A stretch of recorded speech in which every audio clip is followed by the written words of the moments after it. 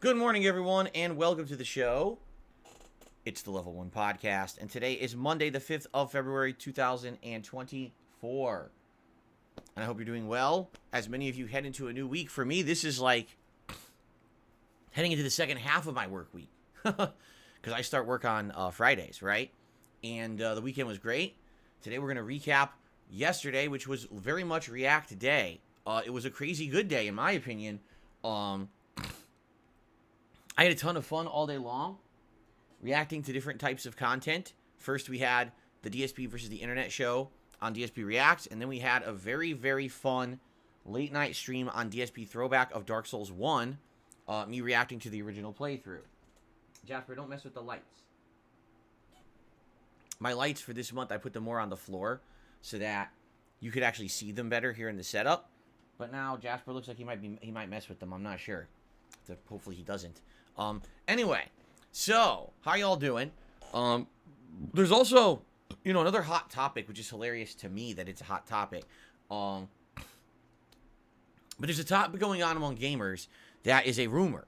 It's not actually confirmed yet. There's no actual information yet, but people are talking like it is. Oh, credible sources. But what's hilarious about this story is that no one has the facts. Everyone's just rumor mongering and speculating, and no one has any facts at all about what we're talking about. And what I mean by that, I gotta keep watching Jasper. Sorry if you're wondering what I'm doing. I gotta keep turning around watching him, make sure he's not attacking the lights. What I mean by that is this rumor that Xbox, or I should say Microsoft, is about to make a big bombshell announcement that they are going to take all the Xbox exclusive games and they're going to port them to other consoles, notably the PlayStation 5, to increase sales. Because people seem to be freaking out all over the internet about this topic. No exaggeration, I saw multiple streams, podcasts, and shows talk about it in the last 24 to 48 hours as if it's the end of the world and the end of Xbox as a console. I've just seen the biggest nonsensical drama news cycle, and I get the feeling that's because it's slow. Okay? Just being honest. I think that so many people want drama like that because that would give them so much to talk about that they act like it's some huge thing when in reality it's not, especially because we don't even have any facts, right? But we'll talk a little bit about that today because as you'll see, I feel like people are just so up their own butts about it that really it's nothing right now, and it won't be until we have information. The thing is, for me, like, I don't like rumor mongering. You know what I mean? Like, I just don't. Half the time when you hear a rumor about something gaming related or something, it's never true. How many years did we hear they were going to announce GTA 6? And then they just did it accidentally because someone leaked it. They had to, right? All the time we hear rumors that Bloodborne's going to be ported for modern consoles, and we hear that there's going to be a special Nintendo Direct about some bullshit announcement that never happens, and they're all credible sources, right? So for me, when I hear this nonsense, I I just like, I shake my head. I'm like, I've been around the block. I've been a YouTuber now for almost 16 years. I've heard it all. And when I see these news cycles happen, and it's all rumor, speculation, and hearsay, and no one cites a source, and instead it's just, oh, it's credible. Oh, yeah, it's a credible rumor. I'm like, yeah, right. In reality, even if there's an announcement coming from Xbox, Microsoft, whatever, I guarantee you the announcement will not be exactly what people are reporting. So we'll talk about this today. I'll actually, we'll have a little segment here where we'll discuss this, and I'll let you know my true feelings about it, because the truth is, there's only really one situation where it actually would be notable news, and I don't think that's the situation that's being reported, and I think people are blowing it up on purpose to make something to talk about because they're bored or they just have nothing to talk about right now. It's a slow news cycle, so, they technically make shit up so there's drama, so they get clickbait views. It's pretty sad. Anyway, let us begin. All right? Cool. Yesterday was a great streaming day. Yesterday was React Day. Although I will say this, man, it was a lengthy day for me. I really worked a lot yesterday, because I had so much reacting to do in one singular day. To get started here, we had a very chill podcast yesterday where there wasn't too many particular important topics, but more just kind of open discussion about various things. And then we went over to DSP Reacts for my 50th episode of DSP versus the Internet, and what could have been considered kind of the soft celebration of my 1 year having that channel as an active channel on YouTube after it being defunct for a year previous. Yeah, so basically, that, page, DSP Reacts, has been a very interesting ride in the last year. At first, we were going full force into it, having all this content, and then about halfway through the year, people were like, time to tap the brakes, because you're doing so much React content now that the gameplay's suffering, and the gameplay is really what we know you for and what we like more, so cut back on the reacting. So, that channel started as a weekly show, DSP versus the Internet, and then there was TV show reviews with The Last of Us TV show. I had an intention of doing almost bi-weekly reviews on that channel. In addition, I was going to do an interview series where I was going to interview people. It was going to be called DSP Asks It, and that never came to fruition for various reasons. We started tier maker videos, which I like doing, but definitely their popularity waned as well. We started off in the year doing these tier maker videos that I would do a stream and put out a video, and it would get thousands and thousands of views. By the end of the year, the tier maker that I did for Christmas, I don't even know if it's hit 1,000 views yet. Did it even hit 1,000 views? I never even checked. Let me see here. Hello, everyone. That's the apocalypse. No. The Christmas tier maker didn't even hit 1,000 views. So, that's what I mean. Like, a lot of the projects that I was working on that channel had some success, and then basically the popularity kind of died out over the year, and people didn't care as much. The other thing was the long-form reacts, which I'll be honest with you guys, I really like doing them. Taking a whole day where I would, react to, say, a documentary or another YouTuber's channel like the Internet Historian, stuff like that. I really liked that. I thought it was fun and different, and it broke up my content. Instead of it just being gameplay, I really like doing it. But too many people complained and said, yeah, because you're doing that, and then you're doing your React show once a week, you were taking too much away from your gameplay element, and people were disappointed that I was playing less games. So over the course of the year, that channel evolved, all right? Now that channel is mostly for DSP versus the Internet. Every once in a while, we'll have a food vlog. Every once in a while, we'll have a tier maker.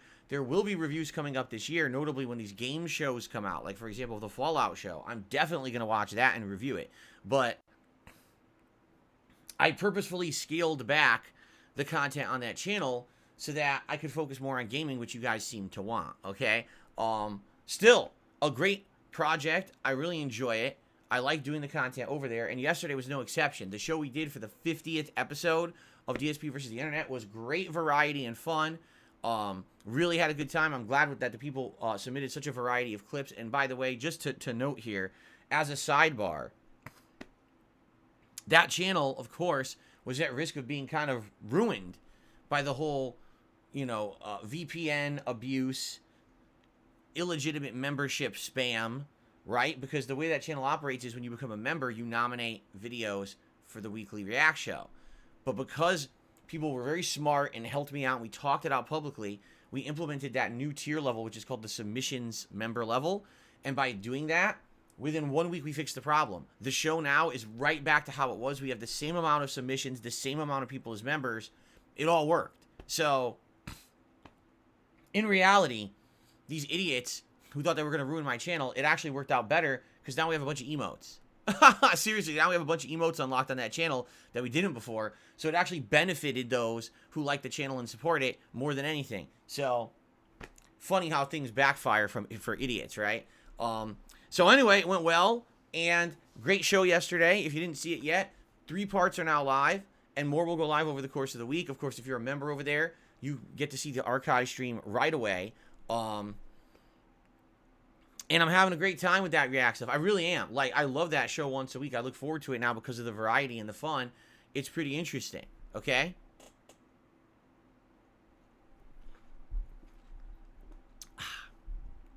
Cool. So, good stuff there. Now, last night, we did a special stream on my DSP Throwback channel, which you can find at youtube.com/@DSP Throwback. That channel, primarily, is made to be an archive channel for my lost playthroughs. Notably, Red Dead Redemption 1 and Final Fantasy 13. Of course, keep in mind, in the future, there's many more coming, including L.A. Noire, the Undead Nightmare DLC for Red Dead 1, the Suicide Kings online co-op gameplay for Red Dead 1, notable vlogs. Like, I think, for example, there's a couple trips that I went on, like I think New York Comic Con and a few other things that just aren't readily available on the internet. So there will be more videos than just those 2 playthroughs on that channel eventually. All right, but the thing is, the playthroughs are very lengthy. Final Fantasy 13 is around 30-40 hours. Red Dead's about 20 hours. It's going to take a long time to get through. Like, we did the entire month of January, and I want to say Final Fantasy now is like 9 or 10 hours in, and Red Dead at this point is like maybe 7 hours in. So as you can see, it's going to take a long time to get through those playthroughs, probably another month to 2 months because they're such long games. That was what I was getting at. All these years that you guys have asked me, will you upload those old playthroughs? I was like, it's going to take forever. You have to understand, those are lengthy playthroughs. It will take a long time to get through them, and now we're working on it. So anyway, rather than that channel just being those 2 playthroughs, which the intention on those playthroughs has definitely dwindled. You know, when I was first uploading those videos, they were getting like 1,000 views. Now they're down to like 150 views in the first day. Now they are getting more views over time. It's just that there's no real giant desire to watch part 18 of one of those playthroughs. People will get to it when they get to it, right? So I am happy that we're continuing on there. But at the same time, Jasper's running around going crazy. I am happy that, that we're working on that channel and it continues to roll with the new content, but it's not getting much big attention or anything like that. So what I wanted to do was do some other new content on the channel, the likes of which I've never done before. And 2 weeks ago, we did my first ever stream, which was me reacting to the 2010 playthrough of Red Dead 1. We did this for about 2.5 hours. It went really well. People liked it and said, hey, that's a great idea. But why limit yourself to the playthroughs that you're uploading to the channel? Instead of only reacting to, say, Red Dead 1 or Final Fantasy, why don't you react to other playthroughs as well from yesteryear? Your oldest playthroughs, react to your old style of commentary, your old visuals, and the like. And I was like, that's a really great idea. So we had a poll. You guys voted, and for 2 days, it was neck and neck between the original Heavy Rain playthrough from 2010 and the original Dark Souls 1 playthrough from 2011. And at the last minute, basically Dark Souls 1 won. Dark Souls 1 won. Dark Souls 1 was the winner of the poll. And so last night, for 2.5 hours, I reacted to my original Dark Souls 1 playthrough. And I'll say the only regret I have, the volume wasn't good, and people on the stream told me it was, but I'm watching back the videos and I'm like, the game was too loud. Definitely that original commentary was too loud. I should have made it lower so you could hear my voice better. But outside of that, It went really well. It was super fun because I've never gone back and actually watched that playthrough. The only time that I even reviewed it was when I made the Project 7 series and I needed to get some clips from that playthrough to put into Project 7. And, you know, the most infamous clip from that playthrough, of course, is the, all right, I'm starting to get this now, I'm liking this, and then I walk right off a cliff and die instantly. It was the best timing ever. So, last night, it was a great time. Now, do we have insane, exorbitant amounts of attendees? No. It was more people there for the nostalgia factor. Probably around 300 people. But everyone there loved it, including me. We had a great time hanging out, interacting, talking about the past and what it was like making content back then and how different it was from today. Commenting on Dark Souls as a game, on my first playthrough and how it was a cold run. I didn't know what the hell I was doing. It was just a really, really awesome, chill atmosphere. And it was hilarious to see me approach this game and play it for the first time, not knowing what in the holy hell I was doing. I didn't understand equipment. I didn't understand encumberment.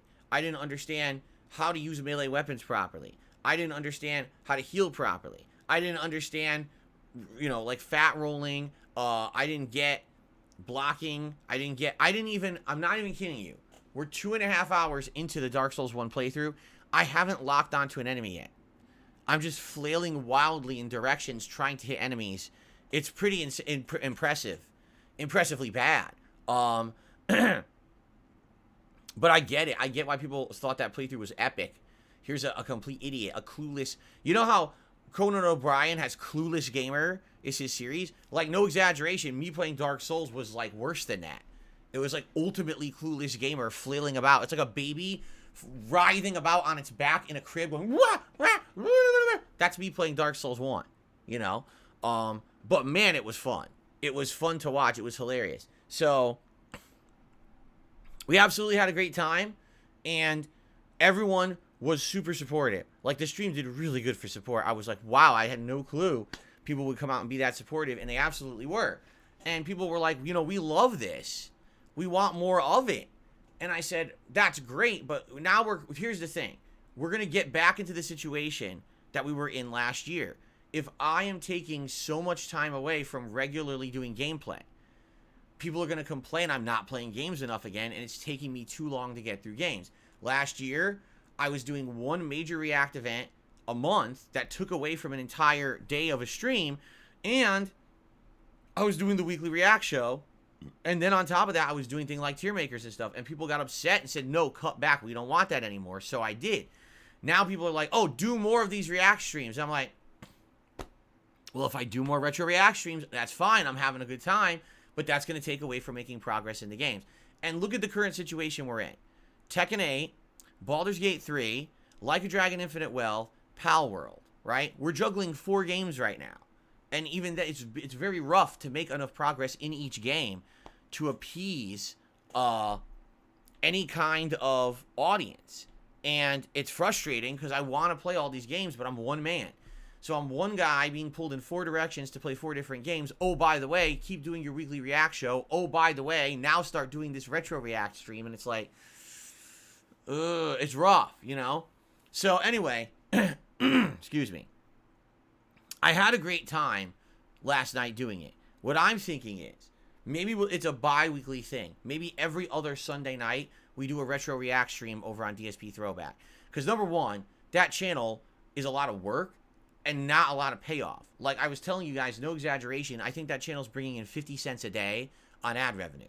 So that's not exactly worth the effort of all the editing and things that are going into the videos going out on that channel. Having that React stream maybe every other week, having people come out and chill with me and support those streams would probably make it way more viable, all right? That means taking another stream away from all my other stuff, right? So I think we got to get used to that. But I think that would work. And you know what? I've done 2 of these streams now, and even each one, I've had a ton of great time. Really, these streams are great. Going down memory lane, reminiscing with you guys, I'm having a good time. I don't think I want to do it weekly. I feel like if I did it weekly, number one, it would take too much away from the gameplay, and number two, it wouldn't feel as special, right? DSP versus the internet, at first, it felt really special, but when it became a weekly occurrence, now people are like, nah, it's just commonplace. So I'd rather do the retro reacts maybe every other week, just to keep them a little bit more special. Now here's the thing. We don't have to keep doing the same games either. Already we've done 2. We've done Red Dead 1 and we've done, Dark Souls 1. We don't have to do either of those next time. In fact, what I'll probably do is another poll, maybe in a week. Maybe next week what we'll do is we'll set up the poll and people on that channel again will vote. It'll probably be Red Dead 1, Dark Souls 1, Heavy Rain, and just have people vote on the 3. And do you want to see more of one we've already done? Do you want to see me start Heavy Rain instead? I'm down for any of that. That's all good to me. So, oh, and by the way, if anyone else has other suggestions of other classic playthroughs you'd like to see me go back and react to, I'd be down for that as well. All right? So always give me your suggestions or share what you would like to see, because I'd like to know, get that for input for future playthroughs. Now, if you're a member over there, thank you. There's not a lot of you, or at least I should say there's not a lot of legitimate members, because there was the bullshit member bombs 2 weeks ago that weren't legit. But you have access to that archive stream right now. You can watch all 3+ hours of that stream, unedited, just raw right now. But if you're not a member, I'm splitting it up into parts. Part 1 went live at 10 p.m. last night, and there's 4 more parts that will now be coming out, one a day at 10 p.m.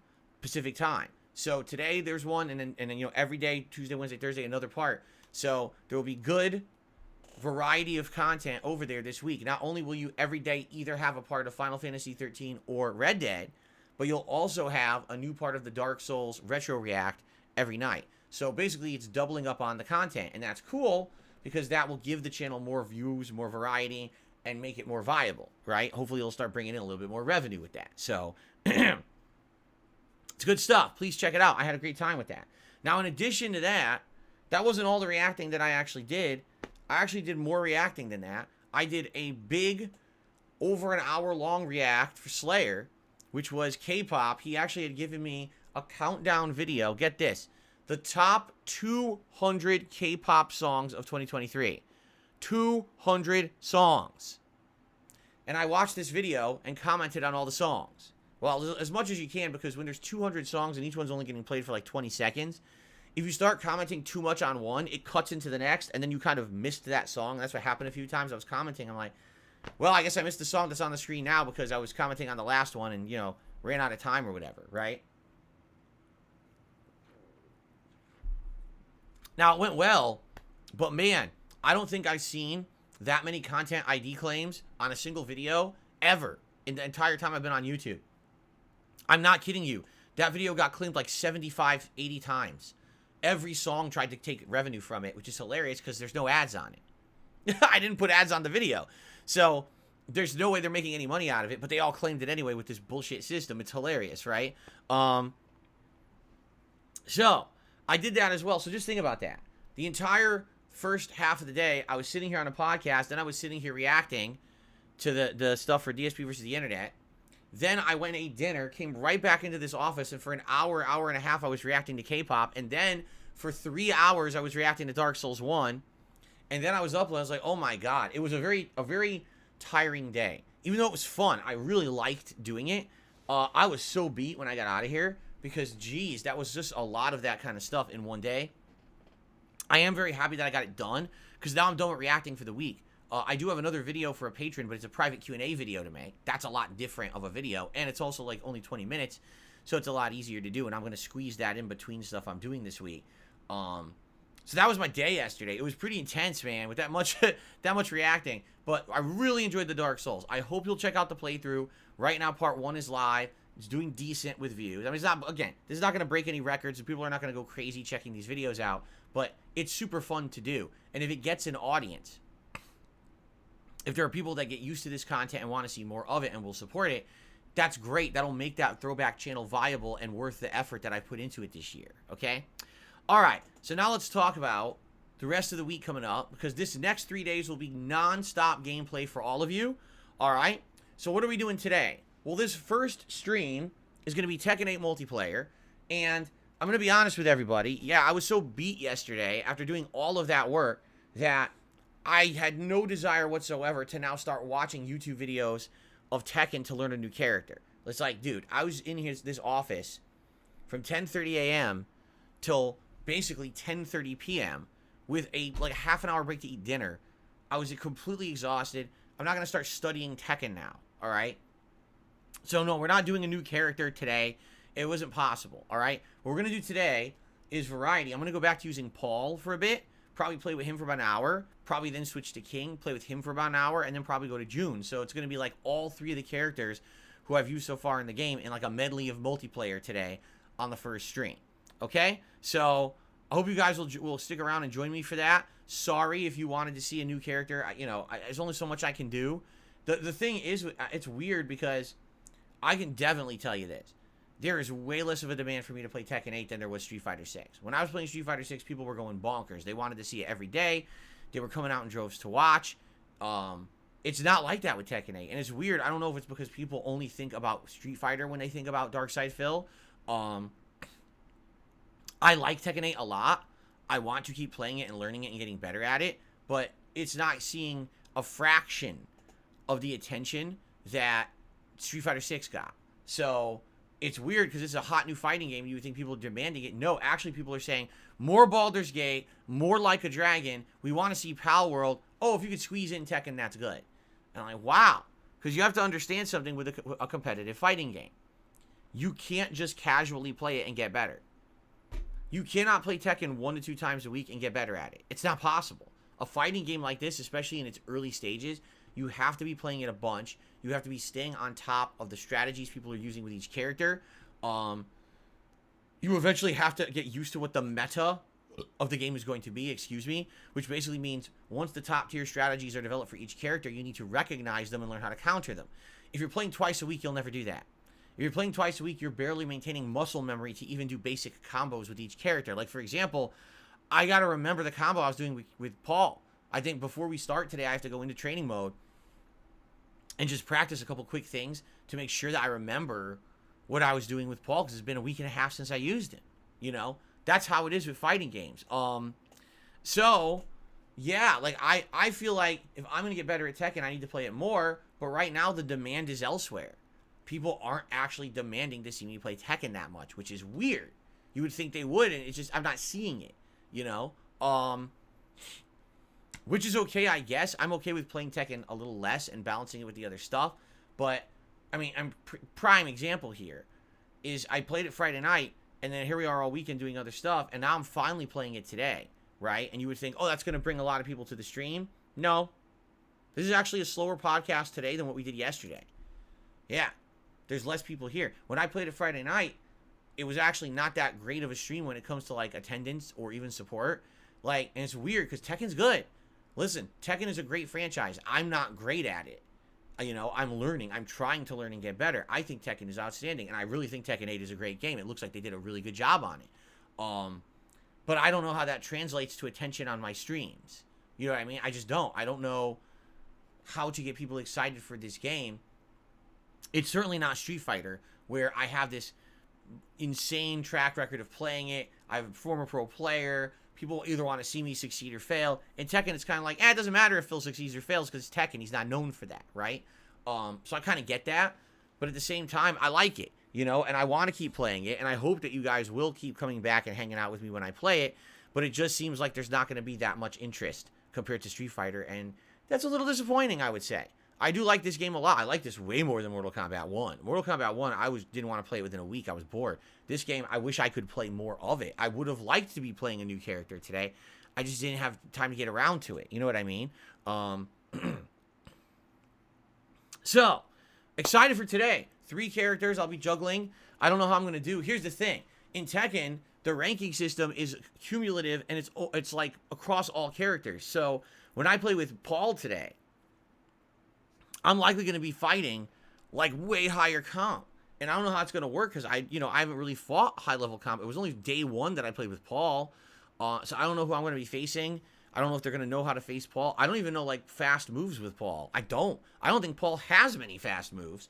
So that might be his downfall. Like, he does huge damage output, but you have to land a hit to get the huge damage output. And it's tricky against these characters that are just so much faster, right?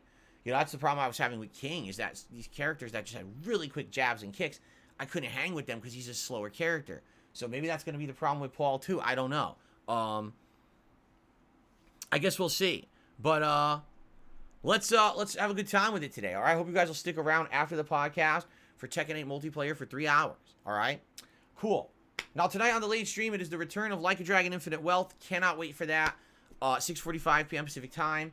Last time around, we made major strides in Chapter 3. And basically, there's like one. Big Ocho says, do +2. A lot of good players have ranked up. A lot of newest players are under 70K. So if I do +2, well, wait. How does that even work? I guess we'll look at it when we do Tekken. Sorry, I got distracted by Big Ocho talking about rankings in Tekken. So last time around, I think we have like one side mission left sitting on the beach, and then there's major story developments that are going to lead into probably the conclusion of Chapter 3. And I'm thinking maybe we could finish Chapter 3 tonight on the stream. If we do, that's great. Remember, my goal is to try to unlock the Dondoko Island minigame by Valentine's Day. So that's about a week and a half away. And it's going to be a lot of work. I'm playing it tonight. I'm playing it again Wednesday night. I'm actually playing it during the Super Bowl event coming up, which we'll talk about in a minute. And then probably another 1 to 2 times before Valentine's Day to try to unlock this game so I could play it with my wife on Valentine's Day. That would be amazing if we could pull that off. But it seems like there's just so much to get through to unlock it. If we can get to Chapter 4 tonight, that would be outstanding. Because then we could play through, some Chapter 4 on Wednesday. Then coming up in the next week, the next 2 streams could be Chapter 4 into 5. And maybe we could push it and get to 6. I don't know. It seems like it's going to be a daunting task. Okay?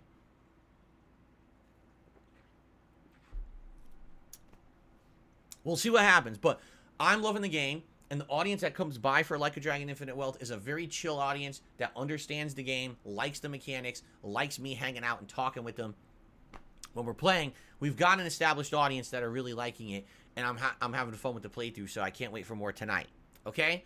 Tomorrow, Baldur's Gate 3 on the first stream, continuing on where we left off last time, which I believe we're trying to head eastward now, and then we could go north to go to that town that's enshrouded in light, see what the hell that is.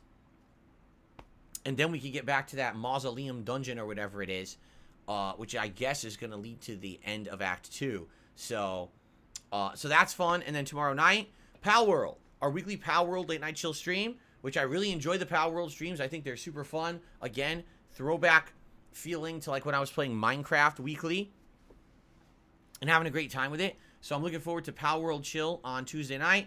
And then Wednesday, more Baldur's Gate 3 and more Like a Dragon Infinite Wealth. And that's the streaming week.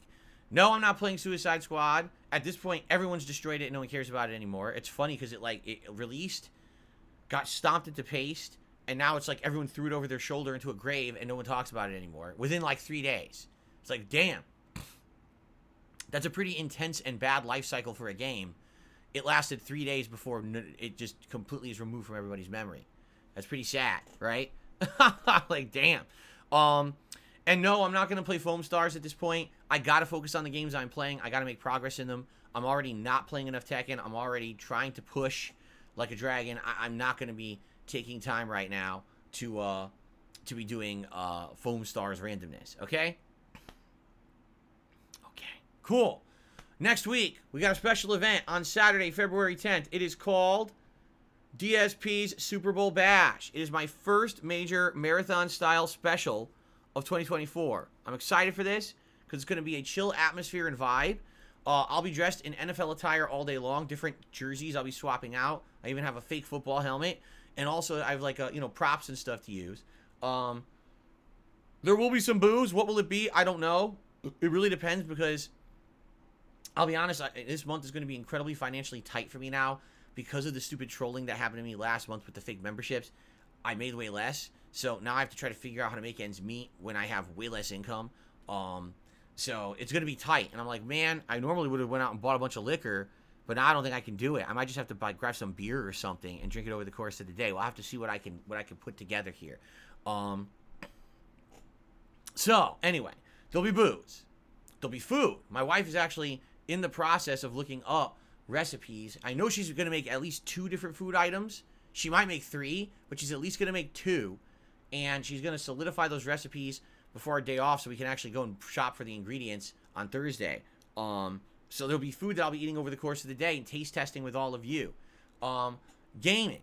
Well, we've already established you guys want to see me do a simulated match of the Kansas City Chiefs versus the San Francisco 49ers to simulate the real Super Bowl. So we'll do that in Madden 24 because I found out there's an EA Play trial of it, and you get EA Play as a Game Pass subscriber. So I've already pre-downloaded the game. All we got to do is set up that sim match, which I hope you guys will help me do on that during the marathon. And we're going to do that together. That should be fun. All right. Now, in addition to that, as we already said, one major thing we have to do that day is we have to play some Like a Dragon Infinite Wealth. Why? I need to make progress in the game to try to unlock Dondoko Island. If I skip a day, there's no way we're doing it. So perhaps we'll do like 2 hours of Like a Dragon during that day while I'm dressed up like an NFL player and, drinking and stuff. So we'll see. The thing is, the job systems don't unlock till chapter, I think, 5. And right now, I'm in chapter 3, possibly heading into chapter 4. I don't know if I'm going to hit it or not. It would be cool if we could open the job systems, because one of the jobs that I got for getting the better version of the game is a football player. Yes, an American NFL football player is in the game. But I don't think you can unlock it yet. Like, my wife said it unlocked, but it unlocked, like, way later or something like that. So, yeah, I don't know. It would be great if I could have done that during the actual Super Bowl event, but I don't know if it's going to be in the game at that point. But we'll probably do 2 hours at least of Like a Dragon. We'll probably do other stuff, too. Like, one thing I think I definitely want to do is some Modern Warfare 3 multiplayer, because they're actually doing an update to Modern Warfare 3 in 2 days. It's Wednesday. They're doing, I think it's like a new season. So they're going to add new multiplayer maps and things. And that would be great to jump back into the game for the first time in weeks and do like a silly buzzed multiplayer stream, checking out the new maps and stuff together with all of you. I think that'll be fun. All right. So basically, NFL, Super Bowl simulated, a couple hours of Like a Dragon Infinite Wealth, and probably some online of Modern Warfare 3. That's what I've got on deck for the Super Bowl event. Could we do other stuff? Yeah, we absolutely could, but let's play it by ear. Let's wait and see. Let's see, how that day goes, rather than overpromise and underdeliver and say, yeah, we're also going to do this and this and this, and then we don't have time for half of it. I'd rather just say, let's leave a few interesting things kind of open and see what happens. Let's leave the time there, because we're having a good time with one thing. Maybe we'll want to do it more. If we're not having a good time with something, maybe we want to move on to the next thing more quickly, right? I don't know. Let's see. Let's play it by ear and see what happens and have a good time. For anything, that Super Bowl event's just going to be chill. It's literally just going to be sit back and relax and not be too serious and just have a good day together, because we haven't had one in a while now. I like having these seasonal events, these cool marathons. So this is a good one for us to celebrate together. It should be a good time. Okay? Okay. Now, the one topic I want to discuss today, again, is basically this rumor. And normally I'd say, hey guys, it's time for our favorite segment, DSP News. Right? Except there's a problem. This isn't news. This is rumor. This is hearsay. There's no confirmation of anything that's being said right now in the gaming news circles. It's all just, we think this is by credible sources. And it's like, yeah, and? There's no story out there. No one's confirmed anything. No one's officially said anything. So why are you all acting like it's fact? It sounds to me like you guys are just a bunch of fucking rumor mongers because you're bored, right? So what is this rumor, and what is everyone talking about? The rumor is that Microsoft has internally made a decision that all of their Xbox exclusive games, so we're talking Hi-Fi Rush, we're talking Starfield, right? We're talking all those big titles that have come out in the last couple of years that have been Microsoft console exclusives. They're now not just going to be on Xbox and PC, but they're also going to start cross-platforming them and porting them to PlayStation 5. First of all, this is a rumor. It's not confirmed. That's number one. Number two, that is not the actual story. Okay? The story, here's the problem with this story, all right? It's not covering it logically or analytically. It's just trying to present limited facts to create drama. Allow me to explain.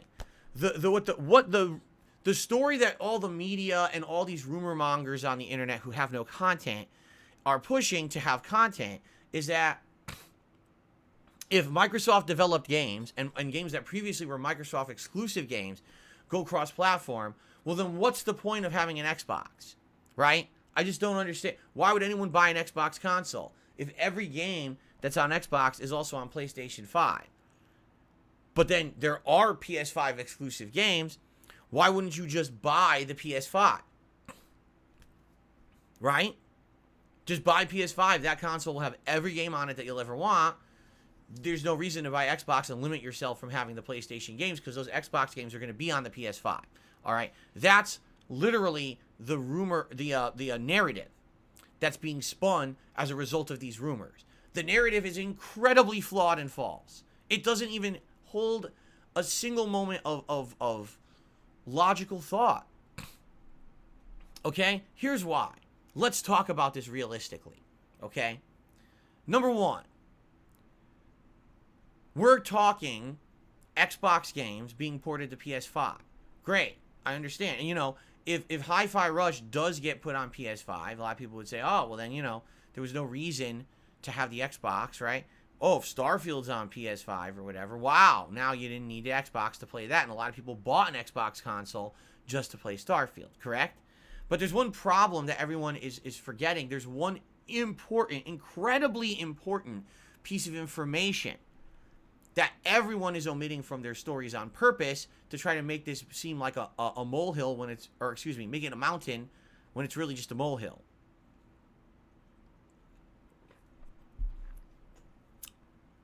And the most important factor, the one word that everyone is omitting from their stories is this: timing. Timing is everything, especially in the games industry. Okay? Why is no one mentioning timing at all? All right? What do I mean by that? Okay? Here's what I mean by that. The rumor is that Xbox games are going to be ported to PS5 eventually. The rumor is not that when Microsoft develops a new game, they're immediately going to cross-platform port it to every platform simultaneously. In fact, that's not at all in the discussion. Nothing has alluded to that whatsoever. What they're saying is, eventually, Microsoft games will be ported to other consoles, okay? That's great, but think about the difference of impact. If on launch day, every Microsoft game was going to be cross-platform, you have a point. If on launch day, every Microsoft game is on every console, every platform, you don't need the Xbox. Because then if you have a PS5, you'll be playing the Xbox games and the PS5 exclusives. 100% I would agree with you. But that's not even the rumor. The rumor is that Microsoft will seek to eventually port their exclusive games to other consoles. So, for example, the rumor right now is that Hi-Fi Rush is going to be ported to PS5. Hi-Fi Rush is a year old. There is no significantly large audience clamoring to play Hi-Fi Rush in February of 2024. At all. Zero. There's not a significant audience. People who wanted to play the game have found a means to play it by now. Okay? What about Starfield? Starfield. Really? The biggest flop of 2023. The game that they put all those years of development and millions of dollars into, and it hasn't even made its budget back because no one's buying it because the game sucks. You're afraid of that game being ported to PS5 6 to 8 months later, maybe a year or two later. Right? What are you talking about? This is stupid. It's drama for the sake of having a news story. There is no news story here at all. If Microsoft is going to port their exclusive games to other platforms a year, 2 years down the line, it literally affects nothing. If you want to play the games at launch, you still need an Xbox or a PC. And by the way, I'm not sure if you guys have noticed this. Since these games also are launching on PC the same day, has that destroyed Xbox? Has Xbox vanished overnight because you could also play the games on PC at launch? Did Starfield, completely get destroyed and no one played it on Xbox? No. So what are you talking about? There's literally no story here. What this is, it's called business. All right? If you sink a significant amount of money into developing a game, time into developing a game, money into advertising said game, promoting it, and you have an initial sales wave on one console, all right. But now that initial sales wave of it being exclusive to that console is long done. Your sales went from here to down here. They're a tiny trickle coming out of a faucet. Now you want a reinvigoration of that title, get more people talking about it, more hands on it, port it elsewhere. This is business 101. How did people think that this is a fucking story? It's not a story. It's easy business that makes sense. This is not the end of Xbox because 2 years later you might play Starfield on PS5. It doesn't affect anything. You still needed the Xbox to play the game at launch, right? So where's the discussion here? There is none. There literally is none. This is all bullshit. This is a non-story being blown up by idiots on the internet to try to get you to clickbait on their content. It's trash, okay? Now, there's another factor here that you guys haven't realized as well. Game Pass. Because a lot of people are like, well, then there's no value to Game Pass. What the fuck are you talking about? Right now, if you have Game Pass, right, you're getting tons of games a month that you don't have to pay for, and they're new games. Like I was saying yesterday, I don't have my Xbox on today because we're about to play PS5, but as I was saying yesterday, right now, on my Xbox, there's 3 different games that I'm playing as a result of having Game Pass. 3. Jasper, do not mess with those lights. Jasper, hey! Jasper, what did I just say? I said don't mess with the lights. Stop that right now. Leave those lights alone. Get out of there. Get away from there. Don't mess with the lights. I mean it. I'm watching you. I'm watching you right now. Do not mess with those lights. You understand?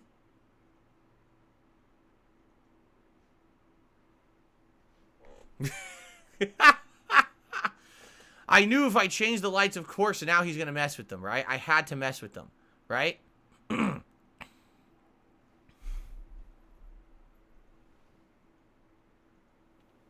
did he go? Oh.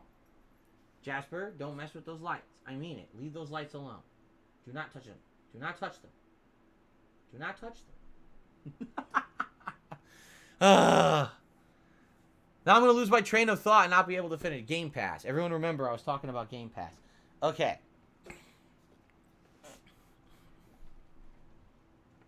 Don't touch the lights.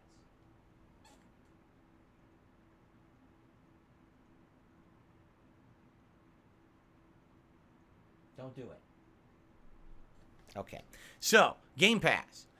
Seriously, in a year's time, I've probably played 5 to 10 games because I'm a Game Pass subscriber. Like right now, what was it? Sea of Stars is one.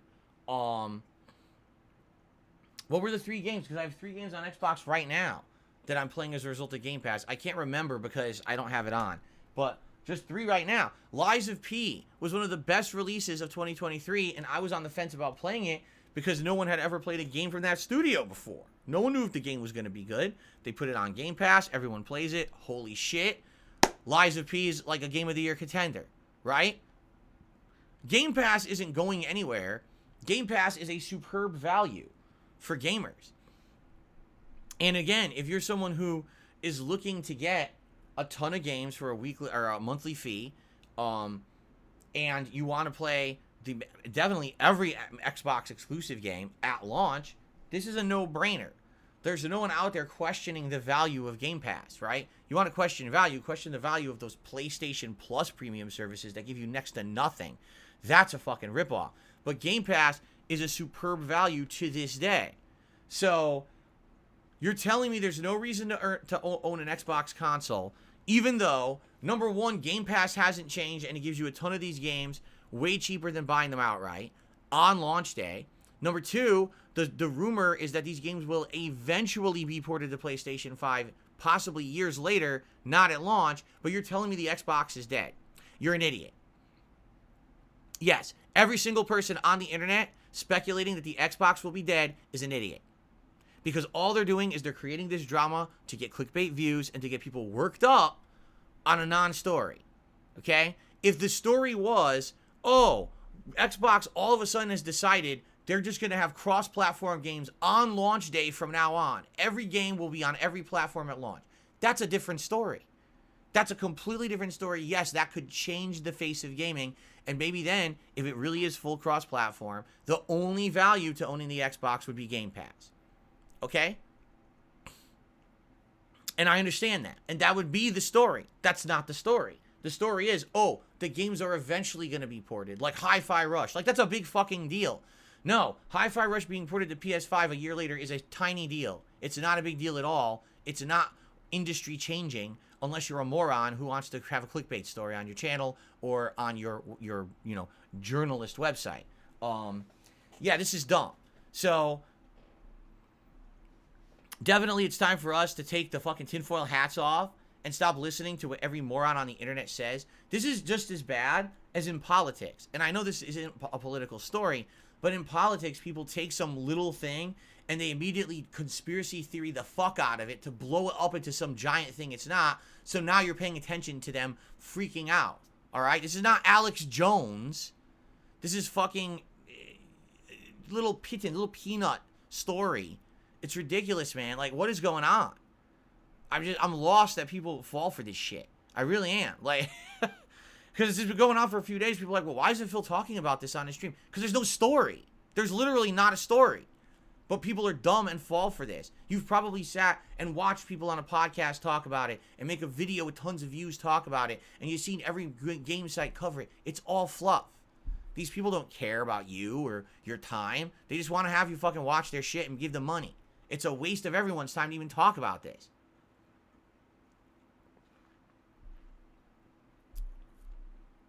Exactly. It's bloat. It's bloat. They're bloating the news cycle because there's no news. So they need something to talk about this weekend, so make something up. There you go. Seriously. But no, okay, so tomorrow, Phil Spencer's going to come out completely decked on head to toe in Sony merch. Yeah, bro, we're on the Sony bandwagon. Let's get everything on PlayStation now. What the fuck are you talking about? Oh my god. Anyway, that's the story that I didn't cover because it's not a real story, which is why you haven't heard me talk about it until right now. Fair enough? Okay, good. All right, that's really all I got to talk about today. So, if you guys have any topics you'd like to discuss, please tag me in the chat. It doesn't look like we have any contributions so far today. So, I have nothing to shout out at this point. So, if contributions come in, I will shout them out. But outside of that, I'm down for Q&A or whatever you guys want to chat about today. So, let's see what you want to talk about. All right? Cool. Tag me in the chat. Let's chat. What would you like to chat about on this morning's show? What are your hot topics?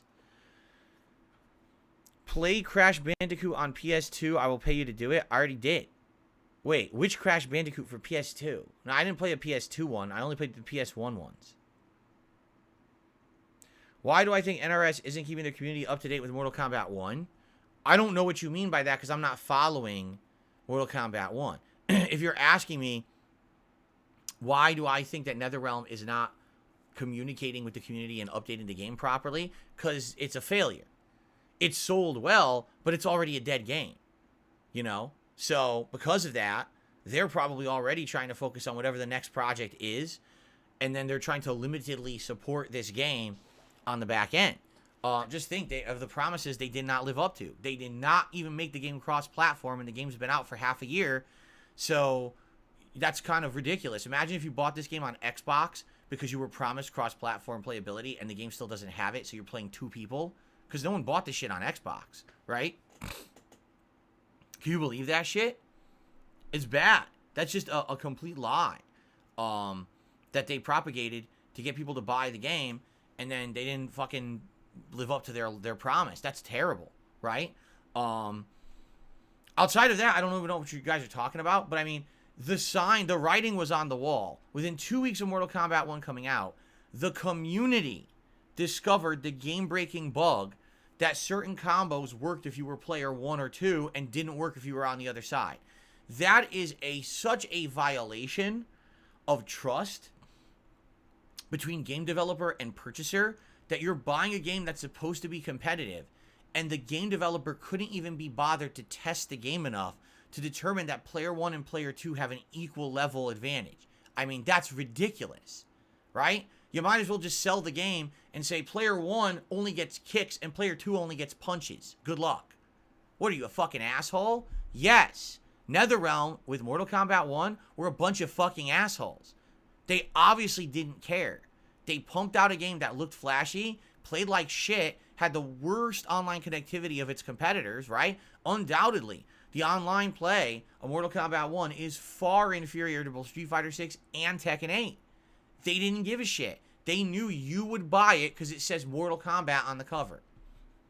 That's sad. That's sad that now they're riding the coattails of their own series popularity and tradition rather than, hey, we should make a good game. Because the truth is, at one point, NetherRealm was doing the best in the industry. When they were working on the Mortal Kombat trilogy of 9, 10, and 11, and then Injustice alongside it, those were some of the best fighting games at the time.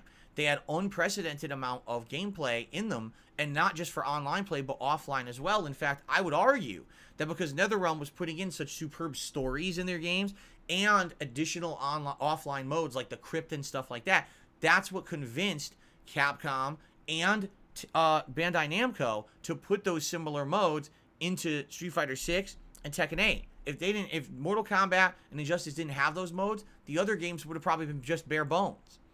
But because that, now we have these complete packages when you buy a fighting game, and that's a great thing. But what happened is, I think NetherRealm got lazy. I truly believe that. I truly believe that, like, they got to the point where they're like, well, we pumped out 3 that did well, and the Injustice games did well. Just do it again. Because we want to work on this other thing, but we're not ready to announce it yet. So just pump out another one. So what's the quickest thing we could do to make a new Mortal Kombat?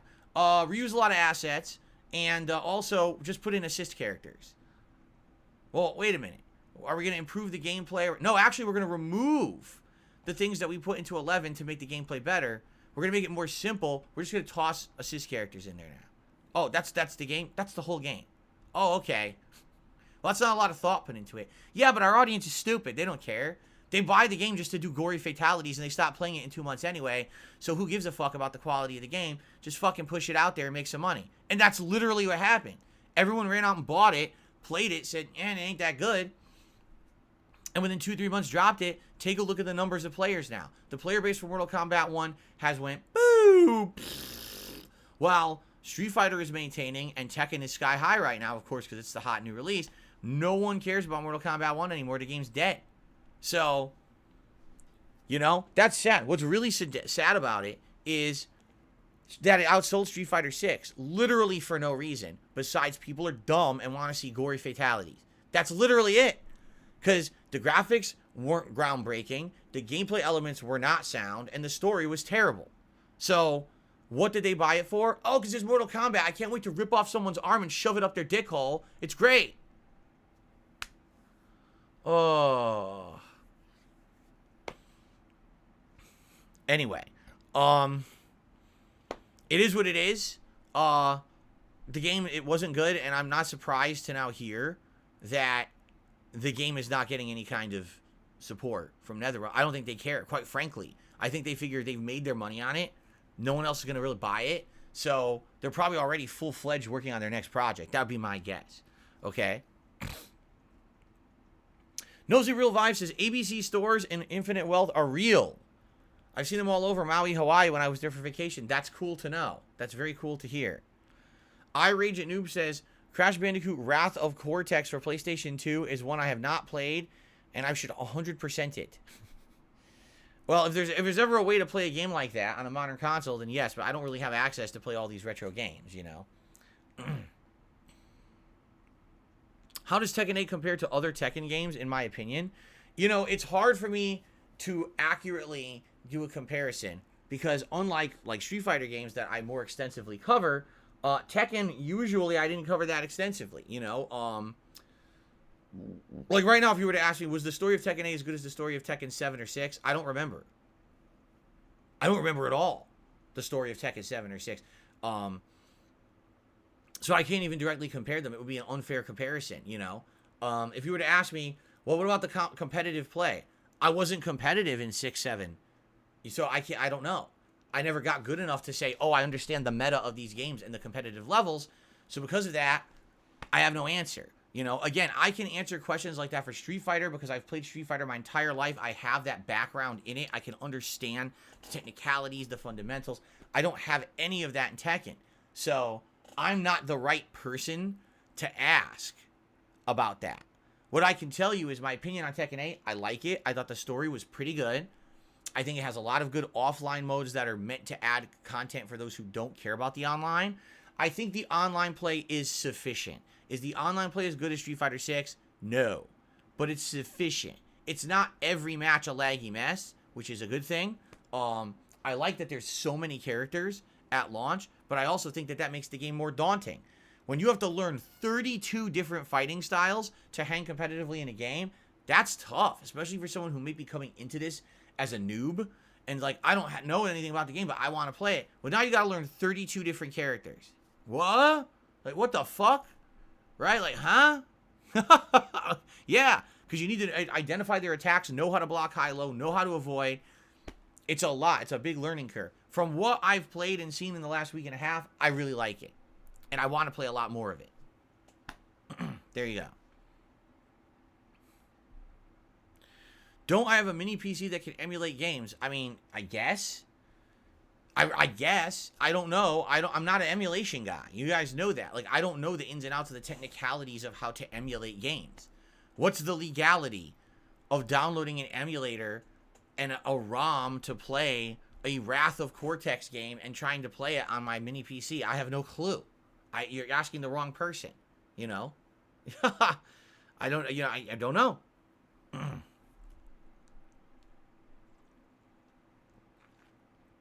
Plans for the mini PC.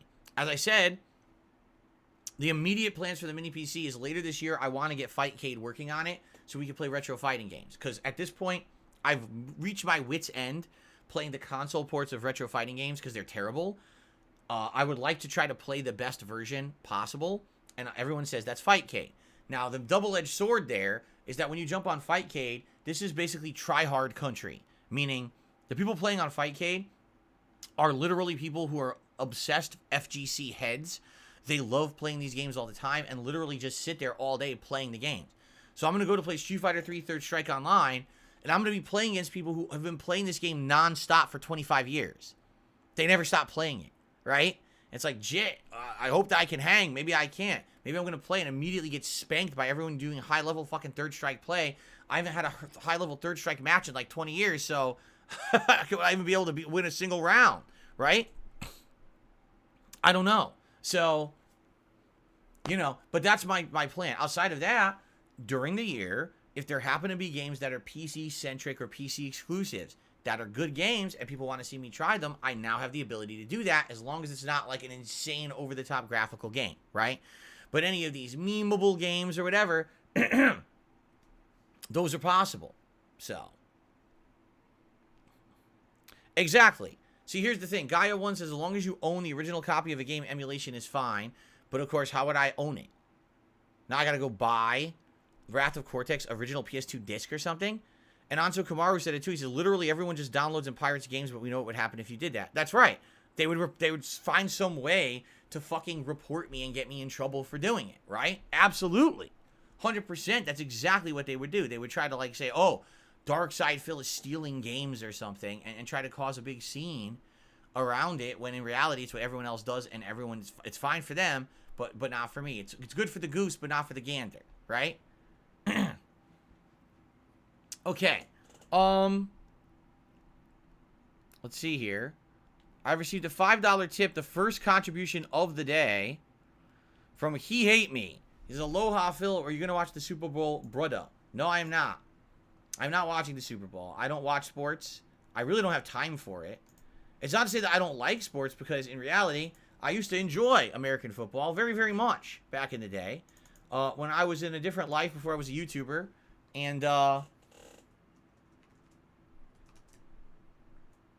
And when I had a lot more, what do they call it? Expendable time, disposable time, time to do whatever you want with. I watch sports. But that was many years ago. So I just don't really have the means or time to really care about it anymore. So the answer is no, I'm not going to be watching the Super Bowl. But I'll be enjoying doing the Super Bowl bash with you guys the day before.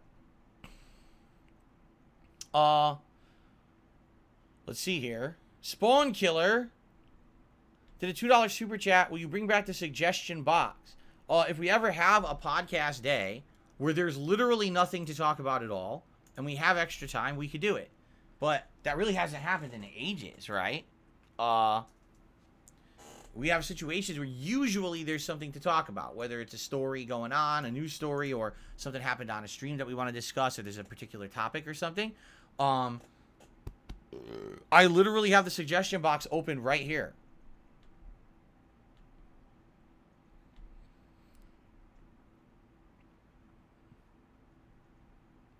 Here was the latest one.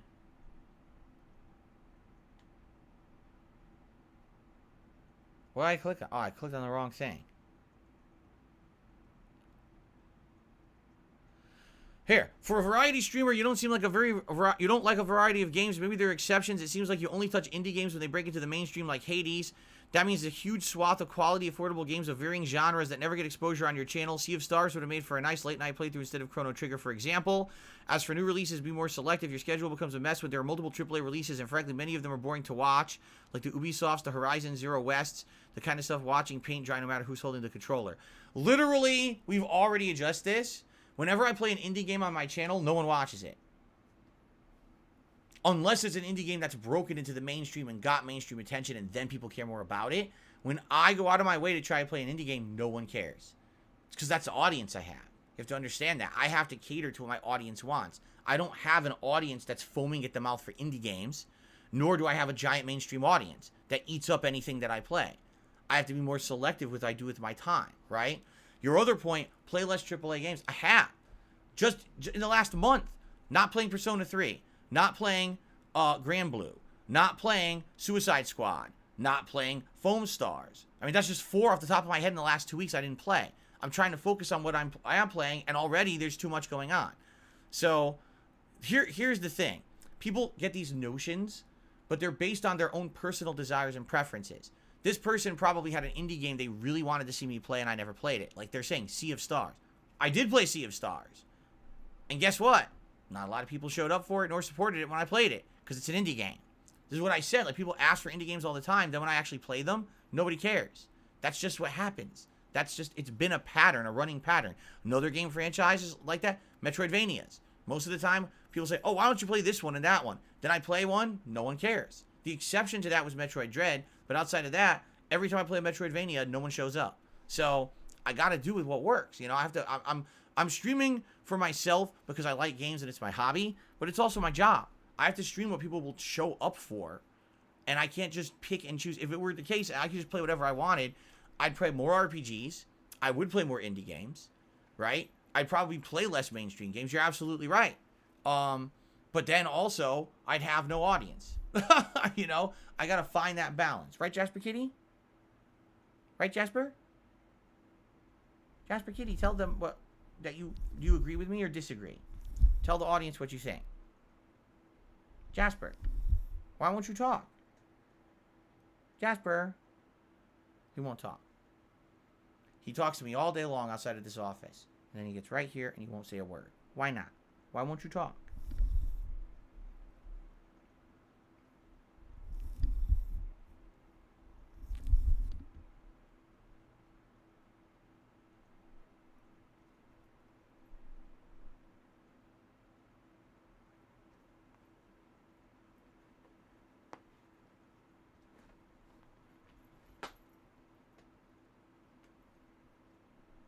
Okay. Anyway, so there you go. We did suggestion box. Here's another one. I wish you'd relax more when playing Street Fighter. It's one thing to be frustrated. You literally call people assholes and pieces of shit. And yes, I publicly acknowledged that and said I agree with you that I needed to calm more down. And basically, by the end, that was kind of something that I committed to. But then I stopped playing Street Fighter. Now with Tekken, I can't even really say because I just lose constantly in Tekken to lack of character knowledge. So that's not people abusing it or sucking. That's me not knowing shit and just falling for stuff. You know what I mean? Here we go. Leave the internet and reevaluate your life. That's a great suggestion. Thanks a lot. Let me leave the internet and reevaluate my life and go out of business and lose my house and everything that I own and the livelihood of my family. That's, you know, that's a really nice pipe dream for people to think that people could just quit their jobs and everything's fine. Yes, because as you know, I have several years worth of income saved up that I could just quit my job and reevaluate my life. That's the stupidest thing I've ever heard. People love chatting. We all have something to say. You're an interactive content curator. This is the new Phil. A new release brings people a 24-hour cooldown. The talk is too much. It needs to go down to 1 hour, 20 minutes. Huh? It's enough people can see what the streaming community is about and can start to interact with all of us. I have no idea what this means. You need a professional stream overlay. Start 2024 fresh. One with chat incorporated for us to watch in full screen so we can read chat. No, we're never doing that because that would just be people trolling to ruin the videos perpetually. That's also why I don't have pop-up messages that have text on them. Because if I did, people would just say nasty things to be in the video forever. It's a competition to ruin my content. I know there's a reason why I don't do it. What's funny is people are like, Phil doesn't do it because he's lazy. No, Phil doesn't do it because he's smart. Because he's not stupid. Because he wants to make a living doing this and he doesn't want all his content ruined by trolls. So if dumb shit on my screen like other content creators do, I'm not stupid. All right? So no, we're not having chat on the screen. Like there's not enough distractions with the pop-ups. Now you want a running chat on the screen? Like that's totally not going to distract people watching the game, right? Like what are you talking about? Okay, so there you go. We did some suggestion box. Wasn't that great? Wow, it was really worth it. Anyway, let's get back to the stream now. That was really worth the time. All right. I received a $25 tip from 1 Minute Man. To vary combat in Baldur's Gate 3, you can use some grease bottles and or smoke powder bombs now and then. Well, the grease bottles just make everyone slip, right? I actually used that early on in the playthrough, remember? Wasn't it like the second fight? I used grease bottles at a doorway and all the enemies slipped through the doorway or whatever, and it was pretty funny. Since then, I pretty much already have, like, better things to use. Like, I have area of effect spells and things that likely are just much better. Or the thing is, yes, grease bottles can be effective, but if you can use a giant damage attack instead, that's almost going to kill an enemy, it probably makes more sense to just almost kill the enemy, right? So, early on, I think the throwables were interesting, but that happens in a lot of games, too, where early on, throwables seem like they could be useful, but then after just a little bit of leveling and getting a better build, you kind of realize that they're not that good anymore, right? So, that's really why I haven't used it. It's not that I'm not thinking that I have it. Like, I have tons, right? I have throwable bombs and things. I just already have other abilities that are quite good, correct?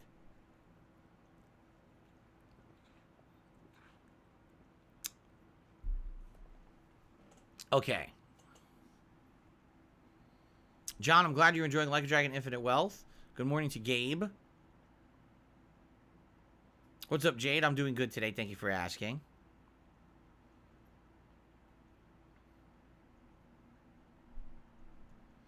$672 says, before Q&A, how about we read off 3 questions from the box that took you 6 minutes, not much time to hear suggestions from fans.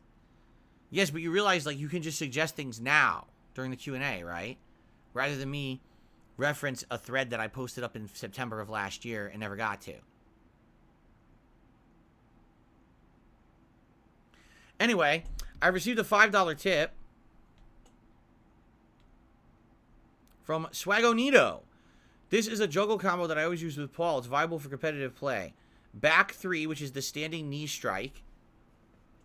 Straight kick into straight punch neutral, so that's 3-1. Back 1+2 starts the OTG ground bounce. Then use a finisher. I usually end the combo with a dash forward and a death punch, or dash forward down 3+1 plus 3+1 plus 3. How would you press 3 twice?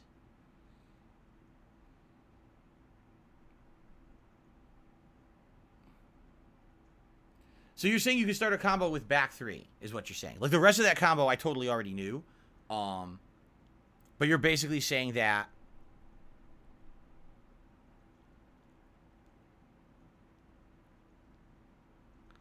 oh, you're saying 3-1-3. You're not saying 3+1, but you're saying 3-1-3 like that. Okay, gotcha.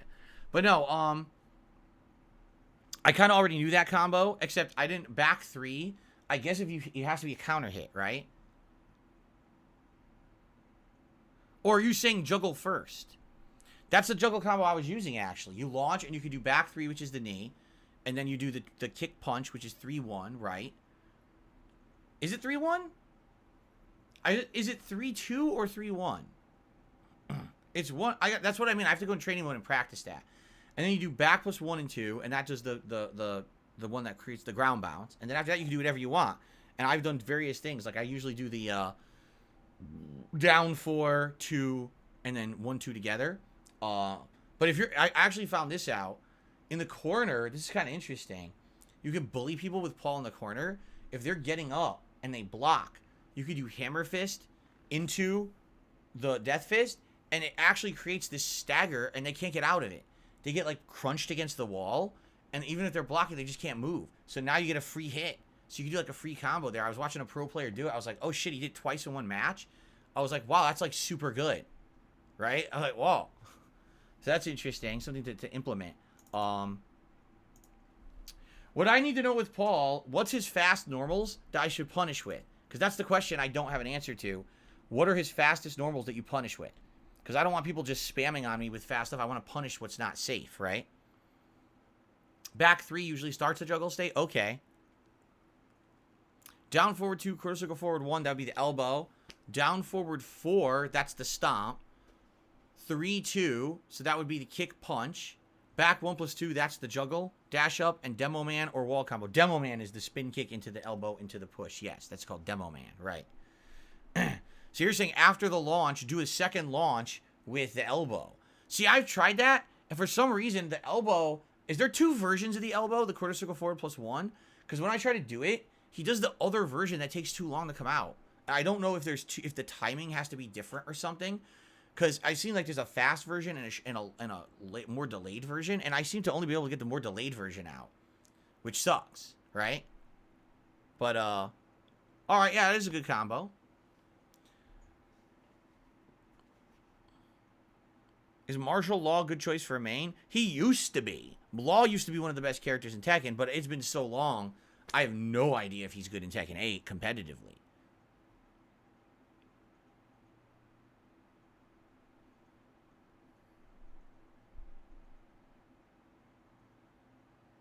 The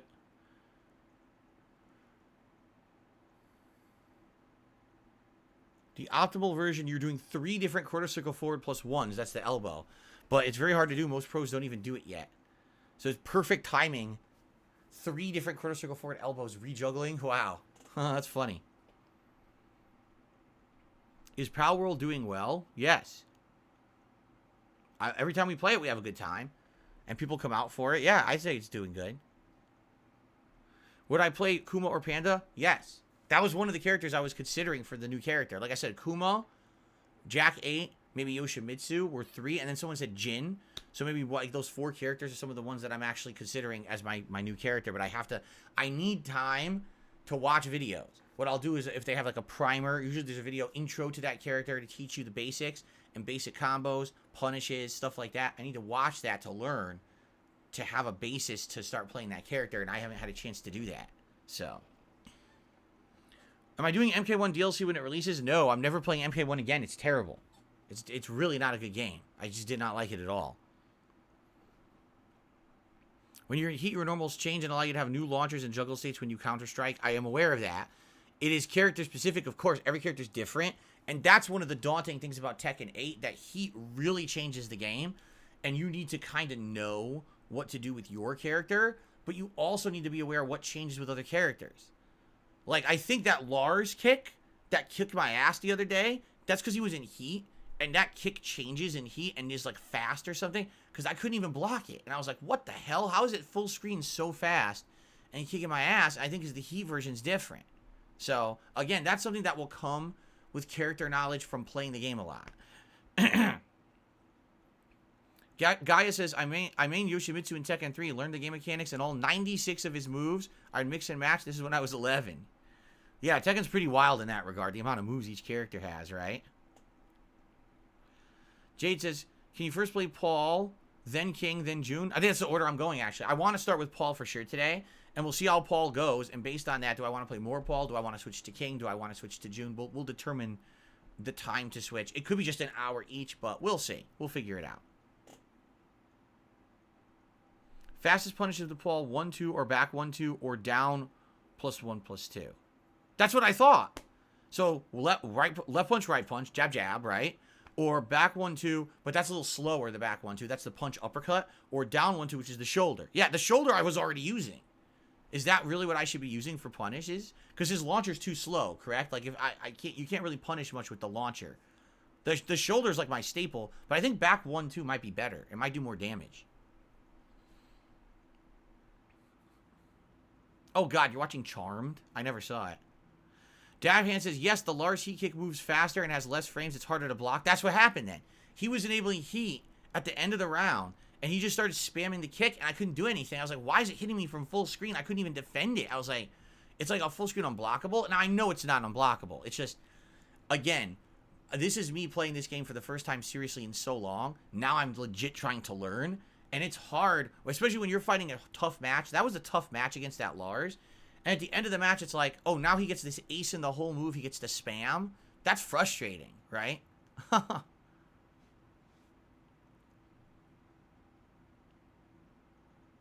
Swaggo Needles is the side step kick you're doing with June while in heat. It starts a juggle state and you counter strikes. I do it all the time. Cool. It looks like a great move. I got to start using it more.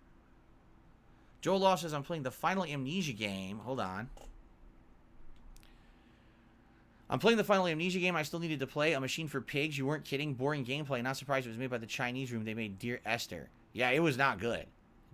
I like every single Amnesia game. I don't like that one. That one was very, very boring. Spawn Killer with another super chat. When did you stop doing Tekken tournaments and were your Street Fighter buddies competing in Tekken? No. In Connecticut, where I was growing up, all the 2D fighters were always the big thing. First, it was Street Fighter 2. Then it was the other series like Street Fighter Alpha, Street Fighter 3. But then it was the Versus series. When the Versus series came out, that kind of took over for everything in Connecticut. So everyone wanted to play X-Men versus Street Fighter, Marvel versus Capcom, etc. Then there was Mortal Kombat. And Mortal Kombat 1, 2, 3, and 3 Ultimate were huge. And then it died out because Mortal Kombat 4 sucked. And then there was like Killer Instinct 1 and 2. Those were big. And we also had SNK fighters like the King of Fighters series at my local arcade. But we also did have 3D fighters. There was Tekken 1, 2, and 3. There was Dead or Alive, like 1 or 2. There was Virtua Fighter. But almost no one played the 3D fighters at my arcade. Like, I liked Tekken 3 and played it a lot. I was the best player at my arcade. No one was good at it. Like, no one bothered to play it and learn it. They thought it looked nice, but no one, like, got into it. Everyone was, like, a 2D fighter person in Connecticut. That's why, like I told you, at my local mall, they had a Tekken 3 tournament. I won it. I won with Paul. And I didn't really play Tekken that much because there wasn't that much competition at my local arcade, and I won the tournament at the mall. Like, why am I winning this? You know? Because no one played 3D fighters in Connecticut. So it was kind of like anyone who actually put real effort into it was you know, a rare case. So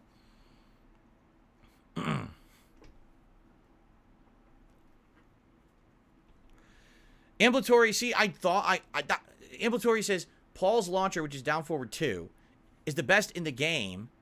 It's safe on block. Best to use it when you think the opponent will jab you. That's what I said on launch day of Tekken 8. I said that. And someone contradicted me in the chat and said, you're completely wrong. It's bad. And I was like, no. Like, I watched a video from a pro player last night explaining the basics of Paul, and they said it's really good. And they were like, no, you're wrong. I think someone had misinformation based on, like, the last Tekken or something, and they were trying to act like that was applying to today when it didn't. Jasper's trying to open the closet doors. He's bored. Jasper, it's pretty messy in there right now. It is. My closet's a mess again. Remember I cleaned it out about a year and a half ago? It's a big mess again because now all these new decorations and things that I put up every month, I just kind of like toss them in the closet at the end of the month, and I haven't really cleaned it or sorted it. So now it's all messy again.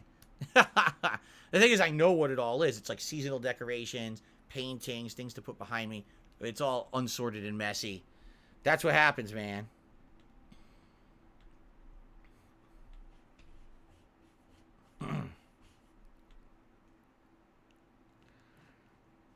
No one cares about Suicide Squad. It's dead. That game is dead, man.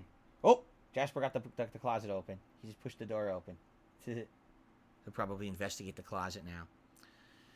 All right. Now, see, super like closet clean out too. That wouldn't be fun because it's the same shit you guys have already seen. There's nothing new in there. It's just all the stuff that you saw moved around since I've been using it for decorations for months. So it's just cluttered in there. But that's all. All it really needs is me to go in there for like a half an hour and rearrange and sort it. But it's all clustered again, all cluttered up.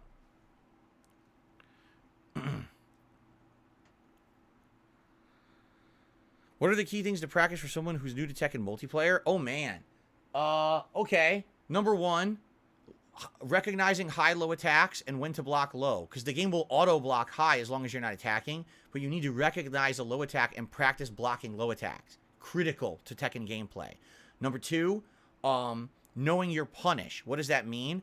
Knowing that when you block a move, what is your fastest move to now throw out to punish the person who did an unsafe move that you've blocked. You need to know the fastest move for each character you use because you're going to be using that a lot. Block and then punch them back and get free damage, okay? Number three, what's your basic juggle? What move or moves will launch the opponent, causing a juggle state that now you can follow up with a combo, and of course, following up on that, what's a basic juggle combo that you can learn as your bread and butter combo, meaning the one you'll use all the time because it's easy to execute, but it's consistent damage. And, okay, need to know when to do the launcher because this is my good launcher in this situation, and I need to perfect this combo because it's a good damage combo. If you can master high-low blocking, punishes, and basic juggles and combos, you've already gotten half the job done in Tekken. Now, after that, it's nuanced stuff around learning character-specific moves, learning the advancement of this new heat system that everyone is trying to get the hang of right now, and stuff like that. Oh, and also throw breaking, but not too many people are going crazy with throws right now, but I get the feeling later on they will. So throw breaking is also critical in Tekken, and that's a technique you can master. I have not mastered it. I guess whenever someone throws me, I just mash buttons and hope to get out, but there's ways around that. Like, there's actually solid techniques to get out of throws, but I don't know them yet. I should do my hair like Paul. That's disturbing. Incredibly disturbing, what you just said. Have I found a decent fast character in Tekken 8? It seems like I'm not using the fast characters. I would say Paul is mid-speed. King is kind of slow. June is kind of mid-speed. I haven't really used a fast character yet. There are very fast characters in Tekken, but I haven't utilized one yet. I'm not saying I wouldn't. I might eventually. I just haven't gotten around to. I've only played 3 characters, you know?